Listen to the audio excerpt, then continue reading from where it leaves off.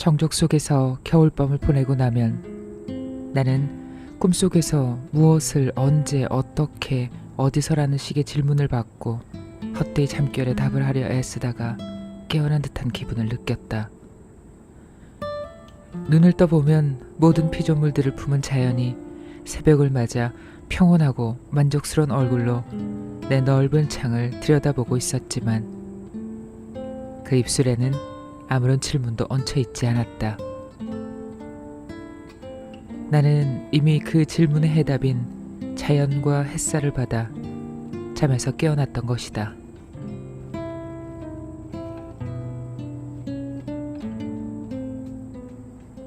구독, 좋아요, 알림으로 응원해주세요. 어서오세요. 여기는 술박문고, 제가 설박입니다. 잘 있었어요? 요즘 며칠간은 한낮에 날씨가 더없이 좋습니다. 일요일에는 등산복 차려입고 3, 4, 5 다니시는 분들도 많이 눈에 띄던데요. 여의도 벚꽃놀이도 개방이 되었고 코로나 바이러스 확진자도 좀 줄어드는 것 같고 마음이 먼저 설레발을 칩니다. 여행 가기 딱 좋은 계절인 것 같아요. 자, 오늘 저랑 기차 타고 여행 가시죠. 철학이라는 기차를 타고 철학자들의 생각과 흔적을 탐험하러 떠나 봅시다.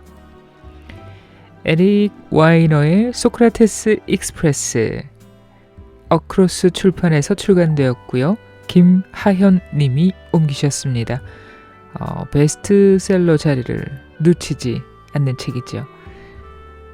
우리는 철학자의 원문을 탐독하는 일보다 사실은 해설을 해주는 책을 더 많이 읽습니다. 원문은 우리와 시대도 많이 다르고 사상의 체계를 높이 세웠던 찐 전문가들이죠. 철학가들의 글은 쉬울 수가 없습니다. 그래서 어쩌면 여러 해설자들의 글에 공감하면서 원문에 공감한다고 착각하는 일이 비일비재합니다. 그럼 이런 해설집은 원문이 아니니까 별로야.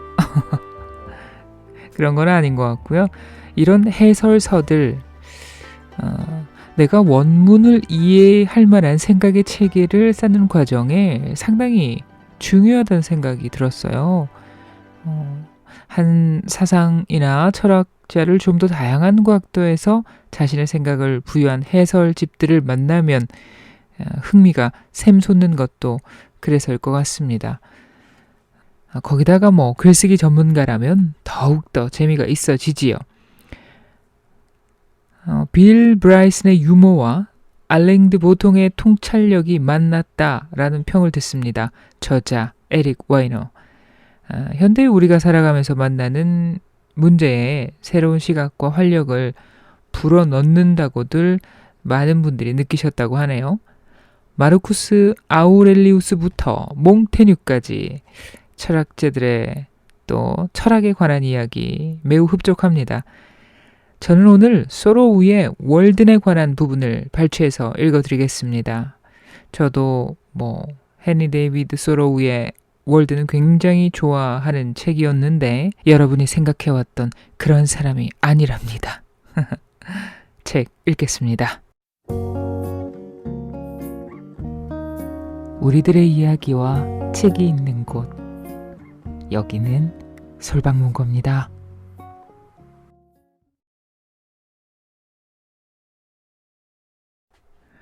어떤 사람은 소로로 태어나고 어떤 사람은 소로가 되는데 성공한다. 대부분은 억지로 소로를 떠안는다. 나는 중학교 3학년 때 소로를 억지로 떠안았다. 나는 소로처럼 할 수 없었고 할 수 있다 해도 그러지 않았을 것이다. 앞에서 말했듯이 나는 자연인이 아니다. 내 삶은 간소함의 모범이 못 된다. 은둔하려는 성향이 있기는 하지만 은둔을 한다면 호텔방에서 하고 싶지 수도시설과 빵빵 터지는 와이파이가 없는 좁은 오두막집에서 하고 싶지 않다.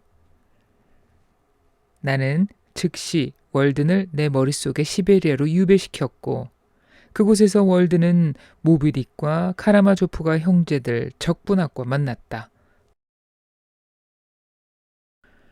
콩코드로 떠나기 몇 주 전 우연히 뉴요커에서 소로에 관한 글을 읽었다.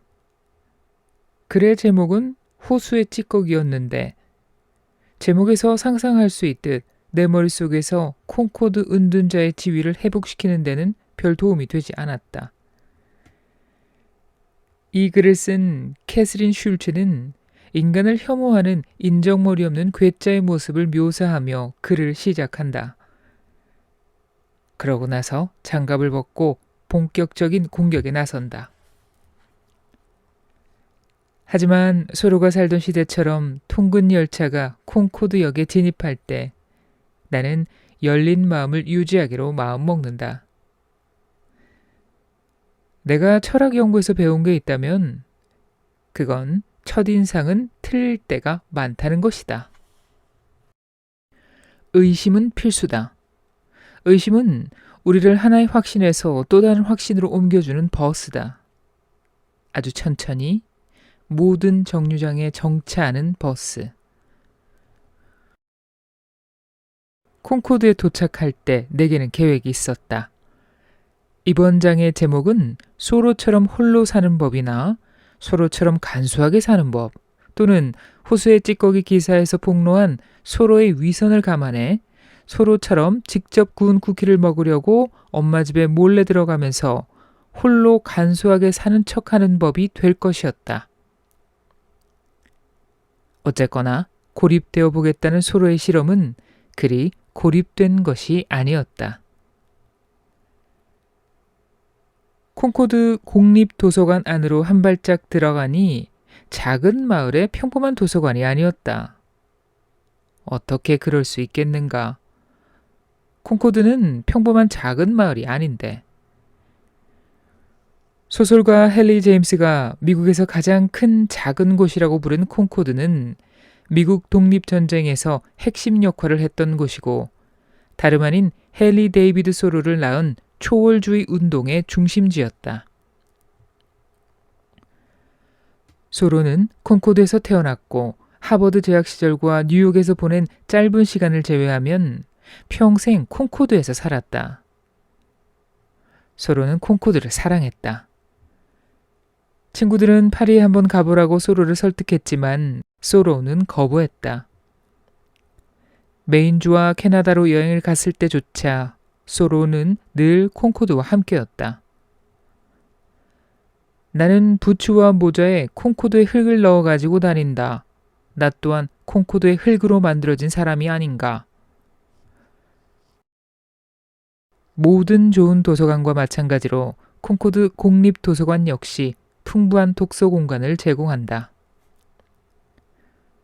초월주의의 동굴이라는 이름의 공간에 들어간다. 렐프 윌도우 에머슨과 아모스 브론슨 윌콧이 있고 당연히 소로우가 있다. 반신상 속의 소로는 수염을 기르고 두꺼운 안경을 쓴 말년의 모습이다. 인상이 좋아 보인다. 이 좋은 인상은 호수의 찌꺼기 같은 어두운 내면을 감추기 위한 가면일까? 도서관에서 진열해 놓은 소로가 가장 좋아하는 책들을 보면 몇 가지 단서를 알 수 있다. 마르쿠스처럼 소로 역시 지혜를 찾아 헤맸다. 소로는 이렇게 썼다. 내가 아이디어를 어디서 얻는지, 무엇이 그런 아이디어를 시사하는지를 나는 조금도 신경 쓰지 않는다. 소로는 고대 그리스 로마의 책을 읽었고 노노와 바가바트 기타처럼 더 이국적인 맛에도 도전했다. 탁월한 채집가였던 소로는 인도와 중국의 문헌을 처음으로 파고든 서구 철학자 중 한 명이었다. 좋은 철학은 좋은 전구처럼 방안을 환히 밝힌다. 전구가 방안을 밝혀주는 한, 나의 방안을 밝혀주는 한, 어디서 만들어졌는지, 가격이 얼마인지, 몇 와트짜리인지, 수명은 얼마나 되는지, 어떤 과학적 원리가 숨어 있는지 같은 것은 전혀 중요치 않다. 소로가 동양으로 눈을 돌린 이유는 평범했다. 인생의 위기. 1837년이었다. 소로는 당시 관습이었던 체벌을 거부한다는 이유로 콩코드 학교의 교사직에서 막 해고된 참이었다. 무일푼에 갈 곳도 없었다. 그때 우연히 책 한 권을 만났다. 1000페이지에 달하는 무려 영국령 인도에 관한 역사적, 기술적 해설이라는 제목의 책이었다. 소로는 묵묵히 책을 읽어내며 보석을 캐냈다. 책 속에 있는 생경하고도 친숙한 아이디어들이 천천히 소로의 마음을 파고들었다. 소로는 친구에게 보내는 편지에 이렇게 썼다. 어느 정도는 아주 가끔이지만 나 또한 요가 수행자다. 내 생각에 소로는 요가 수행자보다는 산야시에 더 가깝다. 모퉁이를 돌다가 특별 전시를 담당하는 레슬리 윌슨과 거의 부딪힐 뻔했다. 레슬리는 키가 크고 늘씬하며 무언가를 살피는 듯한 초롱초롱한 눈을 가졌다. 그 모습이 좋다. 레슬리가 수년간 소로와 함께 살아오면서 소로에 질리지 않았다는 것이 좋다. 소로에게 감탄하면서도 무조건적으로 미화하지 않는다는 점이 좋다. 레슬리는 자신이 매일매일 월든호수로 우르르 이동하는 수많은 순례자들, 팬들, 괴짜들의 질문에 답해준다고 말한다. 누가 봐도 그들에겐 필요 없어 보이는 고독의 신전에 떼지어 몰려가는 아이러니. 레슬리는 월든에는 특별한 게 하나도 없다고 말한다. 그저 모기가 득시글거리는 늪구덩이예요. 레슬리는 늪구덩이를 길게 발음하면서 단어들이 혀 위를 굴러다니게 한다. 그리고 신성모독의 달콤함을 음미한다. 월드는 전혀 멋진 곳이 아니에요. 레슬리의 말을 믿지 못한다면 소로의 뜻을 이해하지 못한 것이다. 장소는 우리가 그 장소를 특별하게 만드는 만큼만 특별해진다. 월든에 오지 마시오. 소로라면 자신의 21세기 팬들을 꾸짖었을 것이다. 자신만의 월든을 찾으시오. 직접 만든다면 더더욱 좋고. 레슬리는 근처에 있는 금고로 사라졌다가 비닐로 싸둔 종이 뭉치를 들고 돌아온다. 소로의 에세이 산책의 원본이다. 글씨가 시원시원하니 야생적이다. 소로는 그 말을 좋아했다. 야생에는 세계가 보존되어 있다. 소로는 말했다. 야생이 황야로 잘못 인용되는 경우가 많다. 그건 소로의 의도와는 다르다. 황야는 저 바깥에 존재한다. 야생은 우리 안에 있다. 야생은 강하고 완고하다. 소로의 원고를 더 자세히 살펴보다가 수정한 부분을 발견한다. 예를 들면 소로는 이른 오후를 여름날 이른 오후로 수정했다. 작은 차이지만 소로에게는 그런 작은 것이 중요했다. 너무 깐깐한 사람이어서가 아니라 그런 디테일 안에서 신까지는 아니어도 분명 아름다움의 원천을 찾았기 때문이다. 나는 보통 세무조사나 생식기에 생긴 혹을 거론할 때를 대비해 아껴두는 외교적 수완을 발휘해 호수의 찌꺼기 얘기를 꺼낸다. 그렇다. 레슬리도 그 글을 읽었다. 콩코드에 사는 모든 사람이 읽었다. 레슬리는 부당하지만 완전히 틀린 기사는 아니라고 말한다. 그리고 뉴 잉글랜드 특유의 절제된 표현으로 덧붙인다. 소로는 좋아하기 쉬운 남자는 아니었다고. 월든의 영웅이자 미국 설화에 사랑받는 아이콘, 환경주의 주창자, 문학의 거성인 헨리 데이비드 소로는 개자식이었다. 소로를 아는 모두가 그렇게 말했다. 너세니얼 호소는 소로에게 무쇠로 만든 부직갱이처럼 뻣뻣한 완고함이 있다고 말했다. 다른 사람은 호손만큼 친절하지 않았다.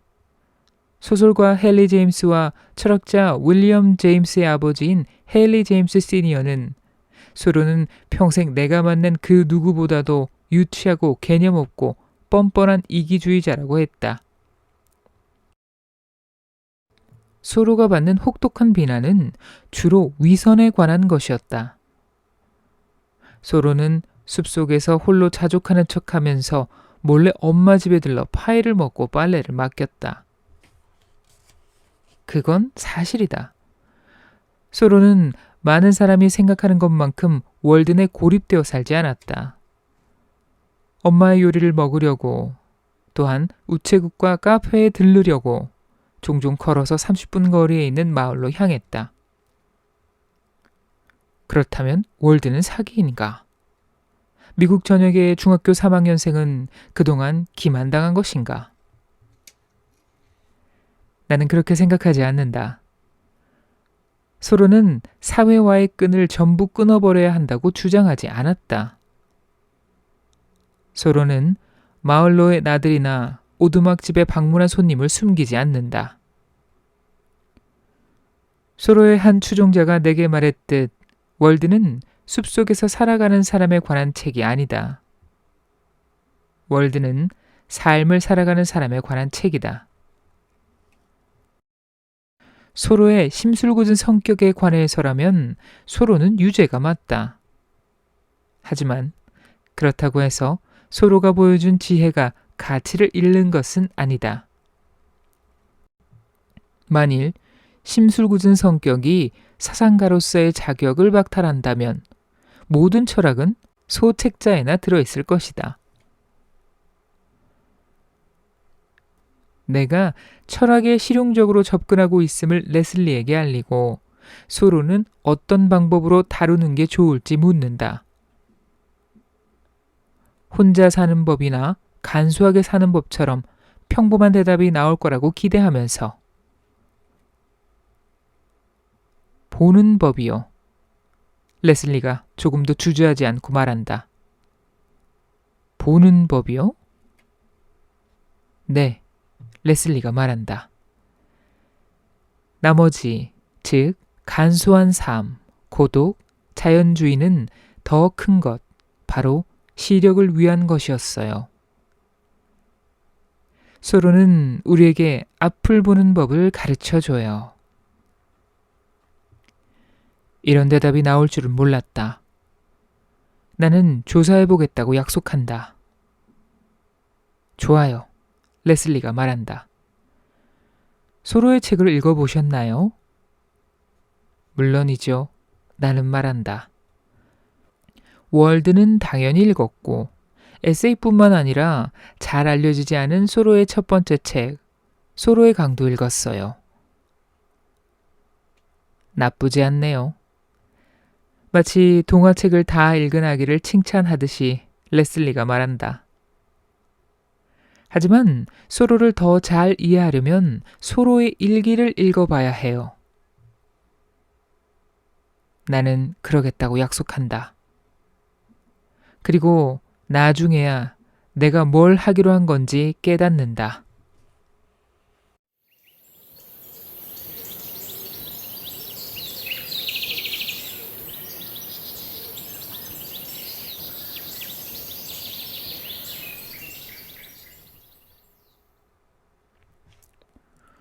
소로를 만난 사람들은 하나같이 그의 외모를 언급했다. 누군가는 로마인처럼 툭 튀어나온 그의 코를 우주를 향한 물음표라고 표현했고, 누군가는 그의 입을 투박하고 어딘가 촌스럽다고 했으며, 누군가는 그의 손을 힘세고 재주가 많다고 했다. 또 어떤 이는 서로의 섬뜩할 정도로 예리한 감각, 예를 들면 예민한 청력과 예리한 후각을 언급했다. 하지만 가장 인상적인 것은 소로의 눈이었다. 아무도 소로의 눈을 보고 똑같은 생각을 하지 않았다. 한 콩코드 주민은 강렬하고 진지한 파란색 눈이라고 말했다. 다른 주민은 부엉이처럼 날카로운 눈이라고 회상한다. 또 한 사람은 그 커다란 눈을 처음 보고 지독하게 겁을 집어먹었다고 말한다. 소로의 시력은 가히 전설적이었다. 힐끗 보기만 해도 나무의 높이나 송아지의 무게를 가늠할 수 있었다. 눈으로만 보고 연필 한 무더기에서 정확히 12자루를 집어냈다. 땅속에 파묻힌 인디언 화살촉을 찾아내는 재주도 뛰어났다. 소로는 발로 화살촉을 차올리며 이렇게 말하곤 했다. 여기 하나 있네. 감각과 관련해서 철학자들은 보통 두 파로 나뉜다. 먼저 이성주의 학파는 감각을 불신한다. 오로지 우리의 지력과 그 지력이 가진 타고난 지식만이 동굴 안에 있는 우리를 빛으로 이끌 수 있다. 이성주의자인 데카르트는 코키토, 에르고 숨이라는 유명한 말을 남겼다. 나는 생각한다. 그러므로 나는 존재한다. 또 다른 학파인 경험주의는 감각을 신뢰할 수 있으며 오로지 우리의 감각을 통해서만 이 세상을 알 수 있다고 믿는다. 소로는 이런 인식론적 난제에 엮이길 거부했다. 그는 이렇게 주장했다. 신뢰할 수 있든 없든 간에 감각은 우리가 가진 전부인데 최대한 잘 사용하면 되지 않나. 소로의 철학은 내가 보는 것이 곧 나라는 아웃사이드 인 철학이었다. 소로는 초월주의자로 간주된다.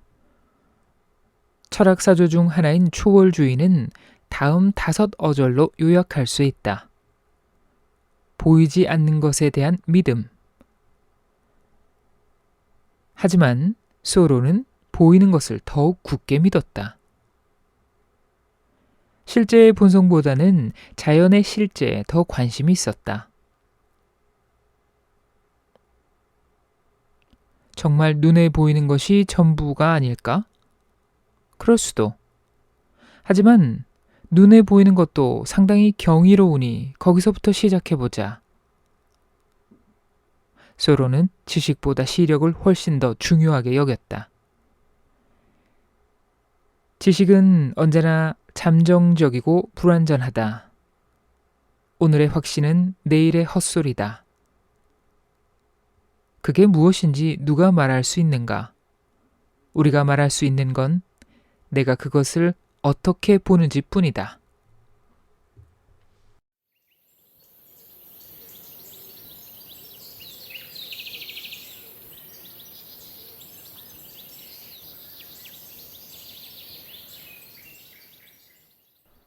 우리는 정확히 어떤 방식으로 볼까? 대부분은 사진 모델을 떠올릴 것이다. 우리는 자신의 눈이 마치 카메라처럼 세상의 이미지를 포착한 뒤 우리 뇌로 전달한다고 생각한다. 우리 눈은 예를 들면 우리 앞에 있는 머그컵을 찍는다. 좋은 모델이다. 하지만 틀린 모델이기도 하다. 본다는 것은 사진보다는 언어에 더 가깝다. 우리는 세상을 보는 게 아니라 세상과 대화를 나눈다. 저게 뭐지? 머그컵처럼 보이지 않아? 내가 데이터베이스를 확인해 본 다음에 알려줄게. 맞네. 머그컵이 맞아. 우리는 우리 앞에 있는 머그컵을 보지 않는다. 그 대신 우리 앞에 머그컵이 있다고 스스로에게 말을 한다. 머그컵은 그저 우리 눈과 뇌에 전자기파를 보낼 뿐이다. 이 미가공 데이터로부터 우리는 정보를 그 다음엔 의미를 창출해낸다. 가끔 우리는 의미를 너무 빨리 창출한다. 어쩌면 머그컵처럼 보이는 저 물체는 완전히 다른 것일 수도 있다. 물건과 사람을 너무 빨리 정의 내리면 그것들의 유일무이함을 보지 못할 위험이 있다. 소로는 그러한 경향을 경계했다. 보편 법칙을 너무 성급하게 끌어내지 말 것. 소로는 스스로에게 이렇게 말한다. 특수한 사례를 더 명확하게 들여다볼 것.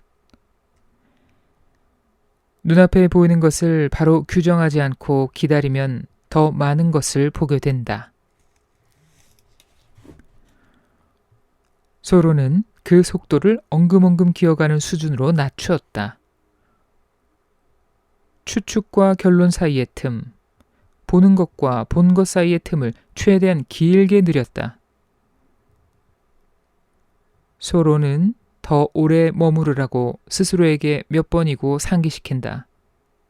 그는 이렇게 말했다. 아주 오랜 시간 들여다봐야 볼 수 있다.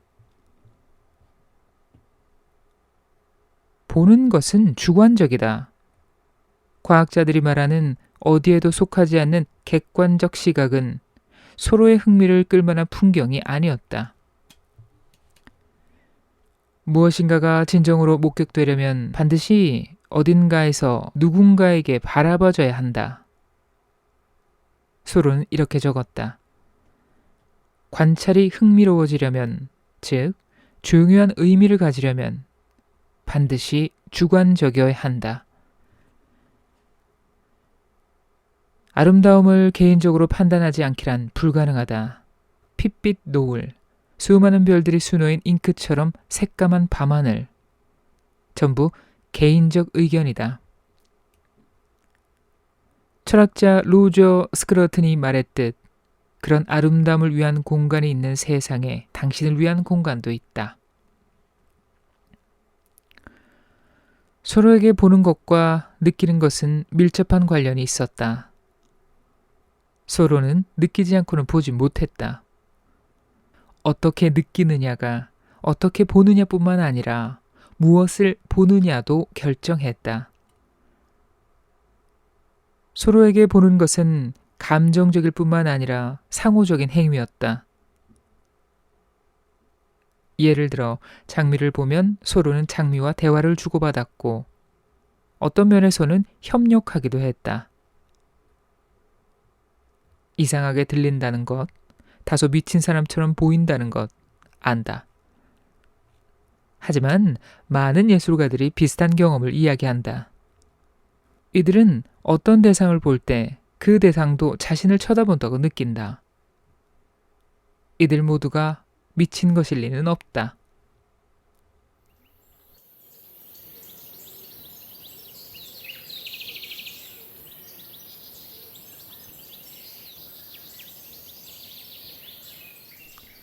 일기를 읽으세요. 레슬리 윌슨의 말이 머리에서 떨쳐낼 수 없는 구린 음악 톱5처럼 내 뇌에 콕 박혀 있다.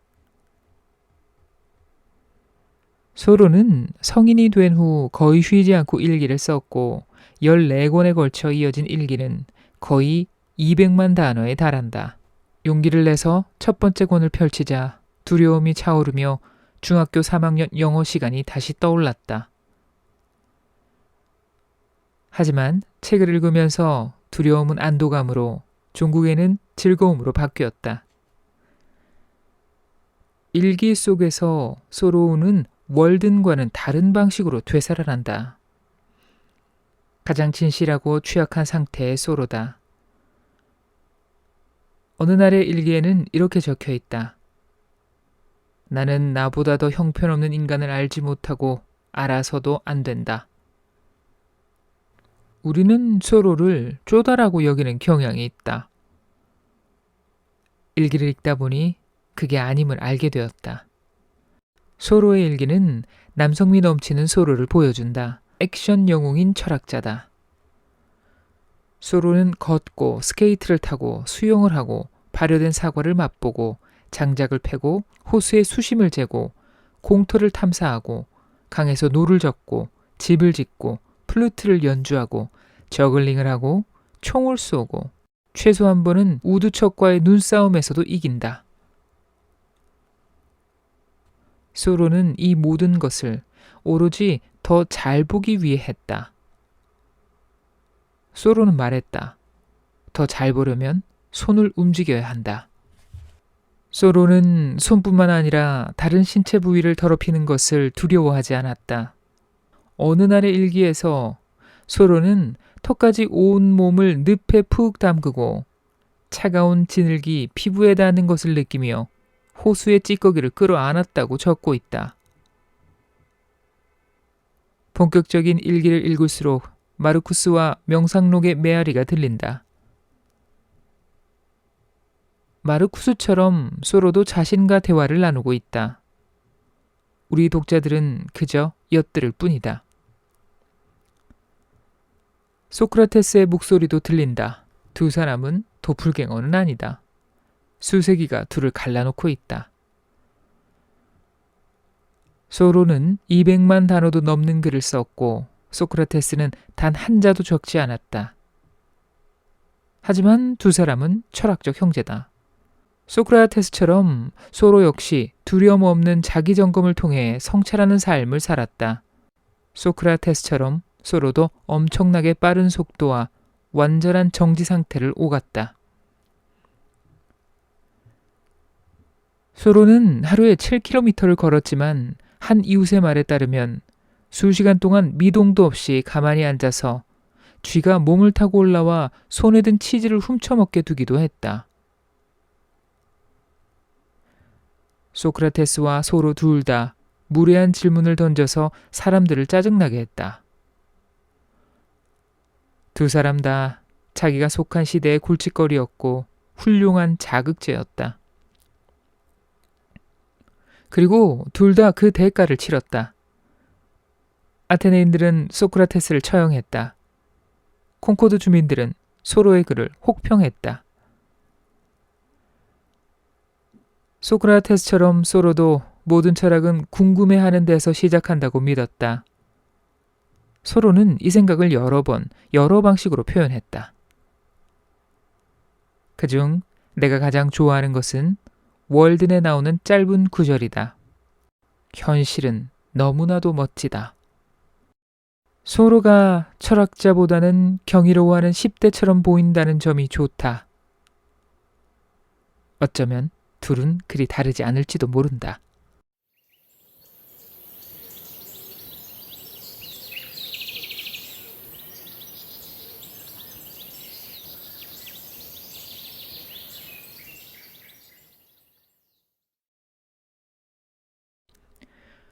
소로는 피상적이었다.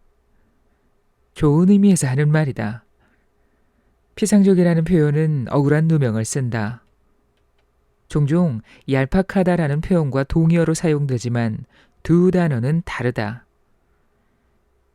얄팍한 것은 깊이가 부족한 것이다. 피상적인 것은 깊이가 분산된 것이다.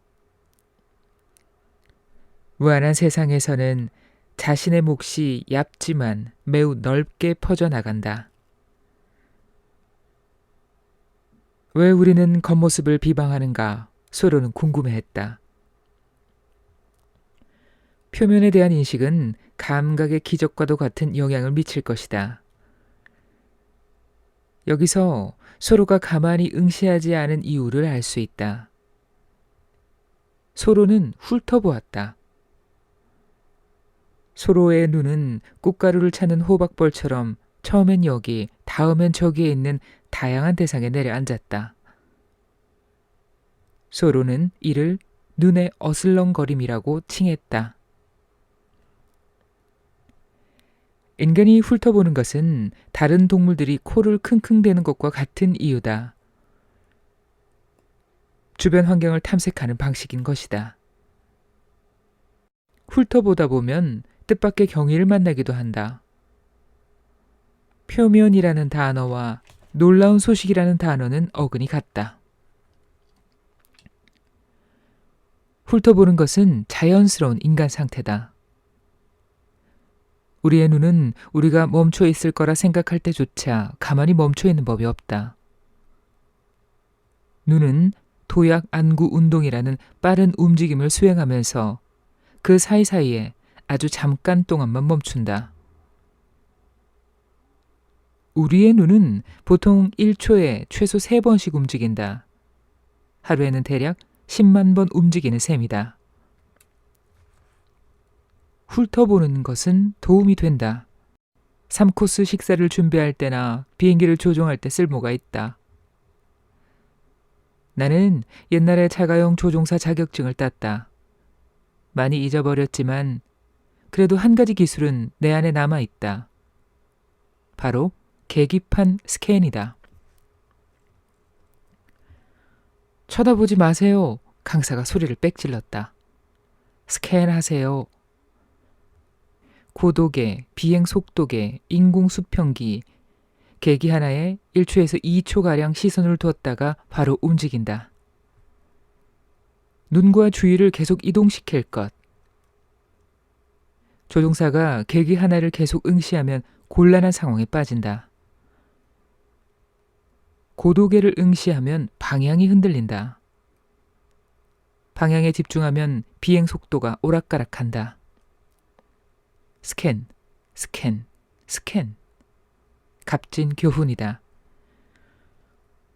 우리는 응시할 때보다 훑어볼 때 더 많은 것을 볼 수 있다. 모래가 깔린 월든 호숫가를 따라 다시 걷기 시작한다. 수심이 가팔라 수영에 적합하지 않다는 경고문이 붙어 있다. 월드는 완벽한 호수가 아니지만 아름답기 위해 완벽할 필요는 없으며 심지어 실용적일 필요도 없다. 소로는 종종 자연의 결함 속에서 아름다움을 보았다. 평온한 9월 오후에 월든 호수를 바라보던 소로는 물 위에 떠있는 티끌 몇 개를 제외하면 수면이 완벽하게 매끄럽다는 사실을 알게 된다. 다른 사람들은 흠이라고 여길지 모르지만 소로는 거기서 유리의 결함처럼 순수하고 아름다운 것을 보았다. 월든에서 소로는 오두막집 근처에서 우연히 썩어가는 말의 사체를 본 이야기를 전한다. 소로는 그것이 역겹지 않았고 오히려 이상하게 마음이 안정되었으며 심지어 아름다움까지 느꼈다. 그것은 자연의 지혜였다.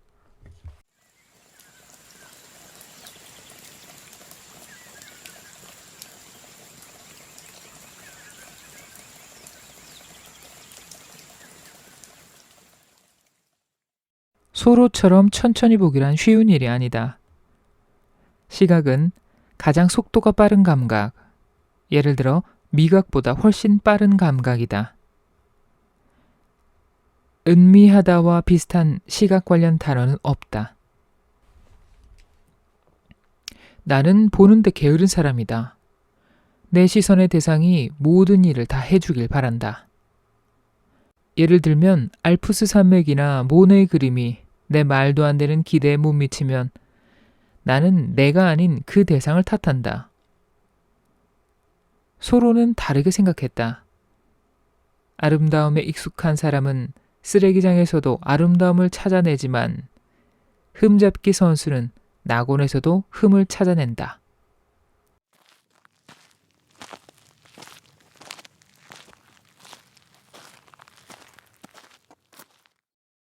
월든의 한 구절로 아마 소로의 말 중에 가장 유명할 것이다. 내가 숲속으로 들어간 것은 인생을 의도적으로 살고 싶었기 때문이었다. 인생의 본질적인 실상에 직면하고 싶어서 그것들이 가르치는 바를 내가 배울 수 있는지 알아보고 싶어서 죽음을 맞이했을 때 내가 제대로 살지 않았음을 깨닫고 싶지 않아서였다. 마음에 들지만 한 군데만 살짝 수정하고 싶다.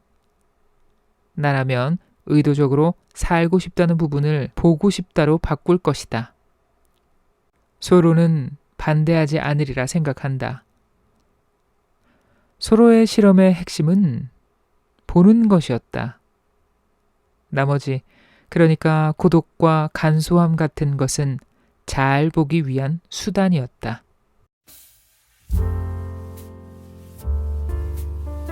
네, 책 읽었습니다. 아리스토텔레스에 이어서 보는 것에서 사유를 끌어내는 소로우였네요. 저자는 소크라테스와 시대를 넘어서 마치 형제 같다 이렇게 썼는데 저는 읽으면서 생각하는 방식이나 형식이 아리스토텔레스를 연상하게 하는데 이런 생각을 했습니다. 겉을 보면서 속을 생각한다. 제대로 보려면 시간과 거리가 필요하다고 하죠. 정말 동감이 되는 말입니다. 그리고 이 관찰, 보는 게 흥미로워지려면, 의미가 있어지려면 반드시 주관적이어야 한다. 이 말도 굉장한 말이에요. 아무리 이 객관적인 사유의 결정체를 하더라도 그 시작은 분명히 주관적인 것일 테니까 무릎을 탁 치게 하네요. 이런 글들을 읽고 다시 월든을 좀 펼쳐봤더니 이전에 읽었던 글들이 사라졌고요. 새로운 글들이 읽히더라고요. 참 신기합니다. 소크라테스, 루소, 공자, 니체, 몽테뉴 여러분들이 좋아하는 철학자들이 많이 들어있습니다. 책 속에. 재밌어요. 읽어보세요. 한 걸음을 위해 책 읽는 당신을 응원합니다. 저는 다음 책으로 돌아올게요. 그때까지 안녕 친구들.